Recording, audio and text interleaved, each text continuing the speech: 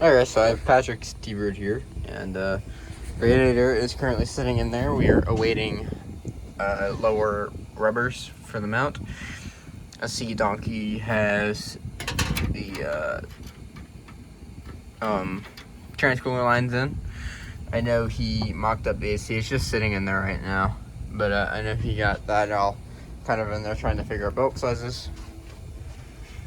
And carburetor is sitting there. We are getting it by English. We are going to get gaskets so we can throw that on with the little vacuum spacer plate thingy. Let's see. We're going to fix the wiring here because that's sticking through and that's cut. But yeah, just kind of going through, cleaning things up.